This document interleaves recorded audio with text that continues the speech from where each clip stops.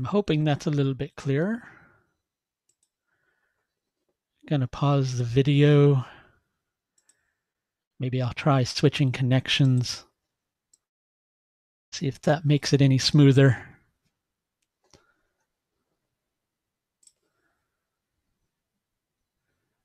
Hello there.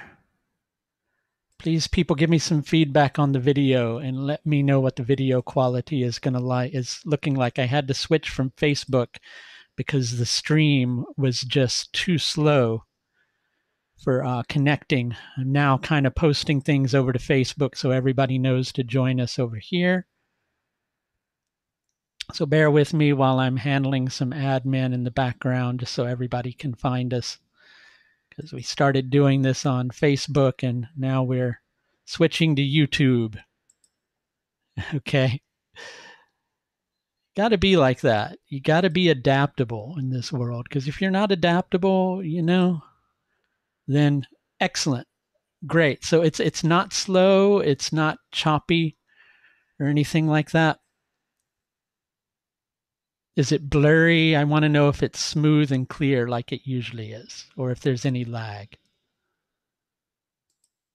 Happy New Year to everybody. Everybody who's saying Happy New Year and giving their wishes of wellness. I do appreciate it. Happy New Year to all of you. There are some things I want to talk about today, but I'm going to wait till some people join us. Okay. And then I'm going to go into it, right? And I'm really going to let you have it this time. Only kidding.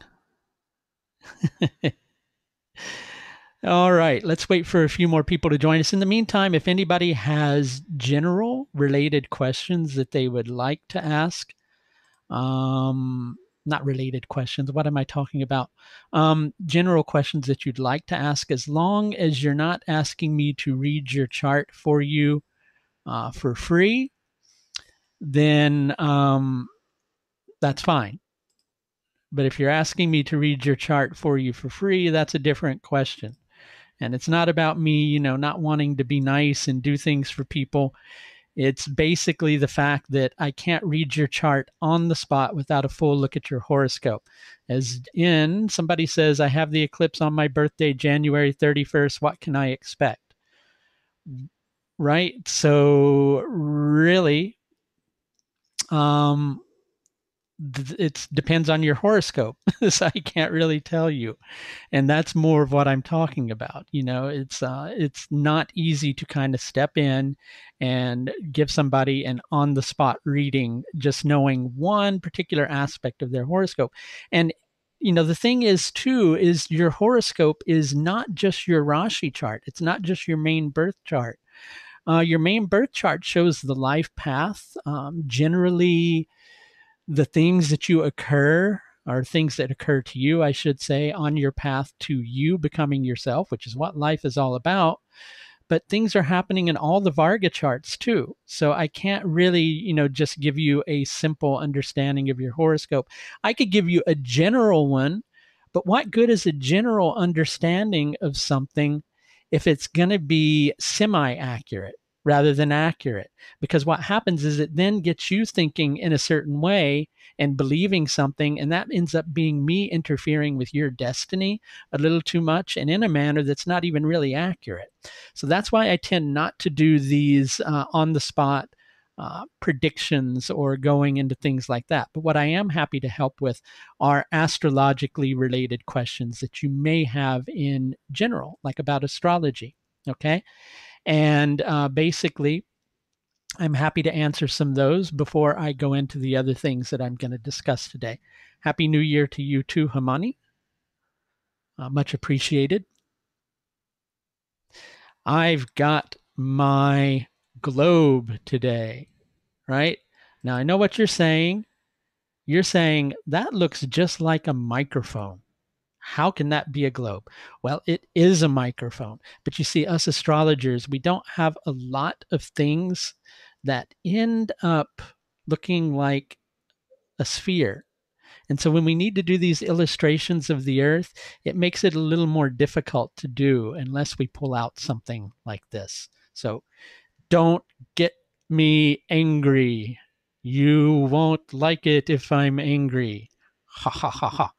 Only kidding. All right. Let's wait for some more people to join us. We've got a decent amount of people here. I'll wait for a couple more people, see if they show up. Nobody with any questions? Feel free to ask. It's okay. Like astrologically related questions in general, rather than I've got this, this, and this. Tell me what the rest of my life is going to be like. Okay. Because, if you're asking me to do that, then you're not taking astrology seriously. And I take astrology very, very seriously, right? I want to make sure that I'm giving people accurate information. I believe astrologers have a responsibility. If we come out and say something, obviously we can't be 100% correct, but we need to try to be as accurate as we possibly can. So I don't want to come out and just go, okay, well, this is going to happen to you, because that's kind of just, yeah, it's taking a educated guess, yes, but an educated guess that somebody begins to believe in is not a healthy thing. How do I look into the Shasti Yamcha chart? I think that a good question related to that would be how to really work with the Shasti Yamcha chart and how to understand the Shasti Yamcha chart. Because what the Shasti Yamcha chart does is it's kind of a chart that shows us how high the ceiling is with something. So, for instance, if you have a really strong planet in the Shasti Yamcha chart, let's say you've got an exalted Jupiter in the Shasti Yamcha chart, and let's say that Jupiter for a woman is very deeply associated with marriage and happens to be in Virgo in the Navamsha chart. Well, that's not a very happy Jupiter in the Navamsha chart, but because Jupiter's strong in the Shasti Yamcha chart, it makes it not quite as bad, right? The problem is when it boils down to the Shasti Yamcha chart is we can't be certain of the houses unless we have a rectified birth time. And there's been some other discussions elsewhere on social media in regard to the importance of rectification. Lots of differences of opinion. I'm of the mindset that rectification is important as per the astrologer's techniques. So if an astrologer is using a technique that doesn't require anything other than, say, a 5 to 10-minute window of birth time accuracy, then I think that we can be pretty comfortable with that. But if you're doing work with things like house cusps, like I do, because I like the extra color that they're able to add, then I tend to like to have a more accurate birth time. Because if you're going to work with house cusps, especially in the Shasti Yamcha, they can change every 30 seconds. So you need to be clear that you've got a decent birth time in doing that. Otherwise, you're just talking things that aren't really going to be as true. So in short, the Shasti Yamcha chart, if you've got a weak planet elsewhere and it's strong in the Shasti Yamcha chart, it makes the experience of that planet not quite as difficult. Conversely, if you've got a weak planet in the Shasti Yamcha chart and it's strong elsewhere, it sets a limit as to how strong that planet can be in those other charts.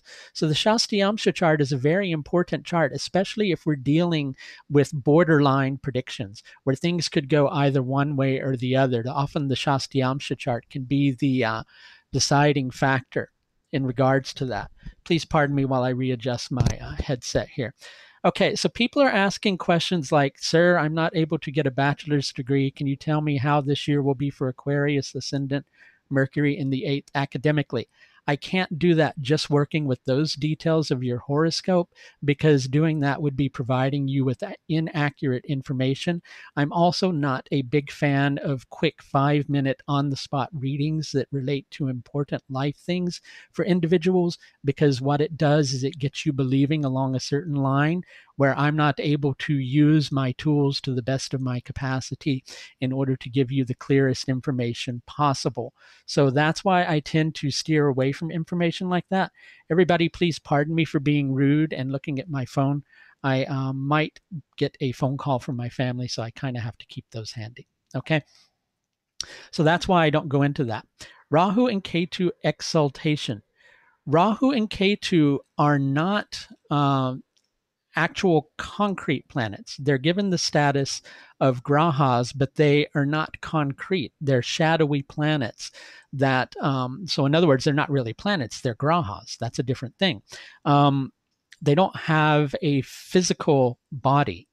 They have a physical representation in terms of eclipses when we have eclipses.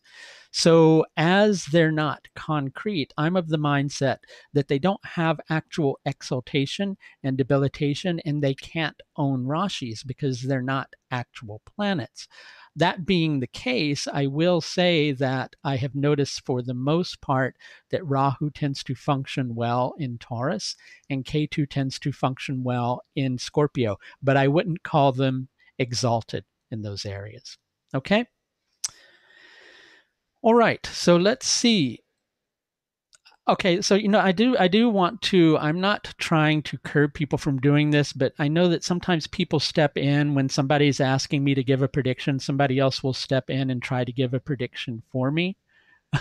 And I just want to say, please be careful in doing that, because the thing is you're taking on some responsibility, because somebody's going to listen to the words that you speak. And if they listen to the words that you speak and things don't go that way, then they don't feel quite as happy with that. So be aware of saying things, long things like that, because you can't say, in most things with astrology, you can't say that something is an absolute truth across the board. You have to judge all sorts of different factors in it. Okay. Right. So this brings me to what I want to talk about next, which is why I've got this out. Okay. So I just did a post earlier today on my YouTube channel. Actually, I did it last night about Saturn's transit through Purva Ashadha Nakshatra. Quite often when I do this, rightfully so, because people are curious, and I do appreciate that. Somebody put that Saturn doesn't actually enter Purva Ashadha until March 1st. Now, the thing is there are several different calculations for the nakshatras. Okay. Most commonly used calculations for nakshatras relate to judging where a planet intersects the ecliptic. It's a little deeper than that, but I'm just trying to give you a general simple idea. So where a planet intersects the ecliptic, or what's the ecliptic, because some of you may not know what that is. Okay. So here is our Earth model. Here is the path of the sun as it goes up to summer solstice. Notice how it's north. And as it goes down to winter solstice, notice how it's south. That line extends out into space. Okay. So people tend to judge a particular planet's position based upon where it intersects that ecliptic. But if you do that, now I'm going to use this as a different representation. From our perspective here on Earth, that planet may appear to be right here. Whereas if you actually discovered where it is in space, it's way over there, because we're judging where it intersects the ecliptic. Okay. Now, there is another calculation that uses the pole star, which is how we judge the position of our poles here on the planet, and it uses the equator, and it creates a 90-degree angle from the pole to the equator, and it creates a plane in space from that, and it judges nakshatra positions in relevance to that. That is the calculation that I use. The reason being is it's the best calculation for the calculations that I use in doing astrology. Both the zodiac that I use, the Ayanamsha that I use, the nakshatra year, which is what I use for my dasha calculation, it tends to work best with all of those things. Now, there are some systems that if you use that calculation, it's not going to work well for that, because those systems are working with the rashis and the nakshatras in a different way. Okay? So, and this is the only video you're likely going to hear me address this topic on, because I don't believe in going into the whole sidereal tropical thing. I think it creates a lot of arguments, whereas people could just have wonderful mutual respect, listen to an astrologer, enjoy what an astrologer is saying without going, oh, you're using this, I can't listen to you because such and such said I shouldn't listen to you. Or, oh, you're using this, you're my best buddy in the world because you're using this system and everybody else is a complete idiot. Okay? So, because people get into arguments about this, that's why I don't go there. See, but you're going to hear me go into it today. I use a tropical zodiac with sidereal nakshatras. Okay, dodging all the things that are pelting me right now, right? Okay, because I use that, those calculations view the rashis and the nakshatras as being two separate things. The zodiac in that instance is calculated using tropical system. The nakshatras are calculated using sidereal system. So those are two different things. And because we're trying to, on a certain level, combine those two things, we have to have a good sidereal longitudinal reference point in terms of that particular nakshatra. Also, ayanamsha will change nakshatra position, because not everybody in the world uses Lahiri ayanamsha. Okay, which isn't a diss on Lahiri ayanamsha. I'm just saying that a lot of people don't use Lahiri ayanamsha. There are a lot of people doing sidereal zodiac who don't use Lahiri ayanamsha, and they will get different nakshatra positions too. So you see, there are so many different ways to get this particular information. So that being the case, that is why that system works for me in terms of giving accurate information. Okay. Now, the next little bit of information that I need to share with everybody. If you're using a sidereal zodiac with sidereal nakshatras, you need to use where the nakshatra appearance appears to intersect the ecliptic. Because what the sidereal zodiac is trying to do is map the signs to the constellations. And that is relevant to the ecliptic. And so that's the reason why, if you're using a sidereal zodiac, you shouldn't use the Dhruva equatorial calculation, which I was showing you. You're going to get better things if you use an ecliptic system in order to judge that. Okay, so is that me saying one system is more accurate and another system is less accurate? No, it's me saying that each system is accurate as per the techniques that the astrologer might be using in association with that. There's a couple of other points that I want to address in reference to that. Okay, number one, we have yet to utilize the technology to journey out into space and map where each particular star is exactly. We have yet to find a way to do that. We can only work with calculations, very good calculations, especially if we're working with the Surya Siddhanta, right, that give us an idea of where something can be. So neither the ecliptic way of judging nakshatra position is 100% accurate, and neither is the Dhruva equatorial way of judging nakshatras 100% accurate, because we just simply don't have a perfect way of judging that as of yet. We have some decent ways, but neither way is perfect. In astrology, we have to be very careful getting into thinking that we have the absolutes, because what are we actually trying to do with astrology? We're trying to understand what God's will is. That's a pretty major thing, right? So obviously we should use good techniques in order to do that. But unless we know the absolute. Unless we're fully realized, have no reason at all to be here on the planet, we should not state that we actually have absolute knowledge of what the perfect system is, because we don't, right? We have an idea. We have something that we have learned from another source. We have theories. Until we become fully aware, we only have theories, right? So it's best not to get into, I personally feel, this is my opinion, that we should not get into arguments about which system is correct, which system is incorrect. And because really, on a certain level, none of us will ever know. Okay. So there we go. I've gotten up on my soapbox for the day. We'll see if anybody has any questions, and we can answer some questions here for a bit after I take a drink.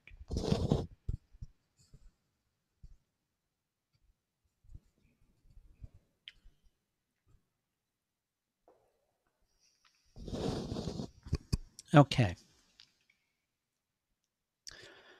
Okay, let's see if anybody has any questions. Please feel free to ask.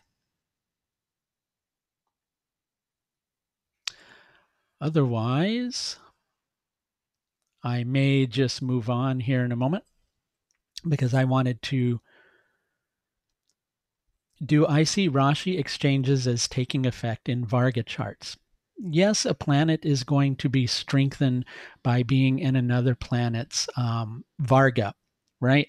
In terms of calling that a yoga, so to speak, yogas I find are more effective from the Rashi chart, but planets do get strengthened by being in each other's Rashis in a Varga chart.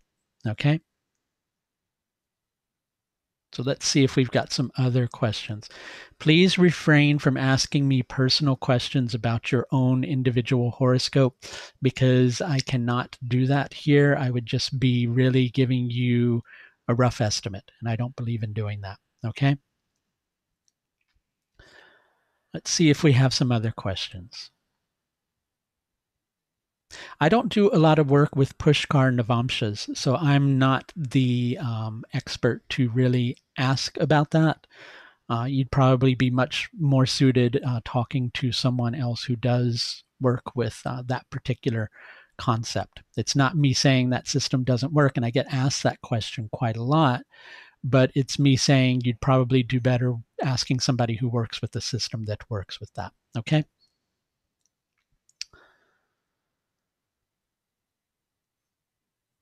People are asking me questions about the eclipse coming up at the end of the month. I will answer those questions most likely in an upcoming video.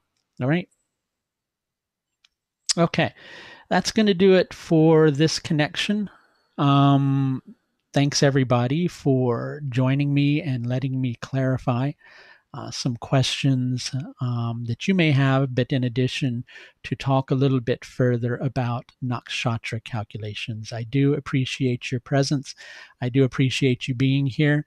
I don't mind continuing to copy and paste information on my nakshatra calculations.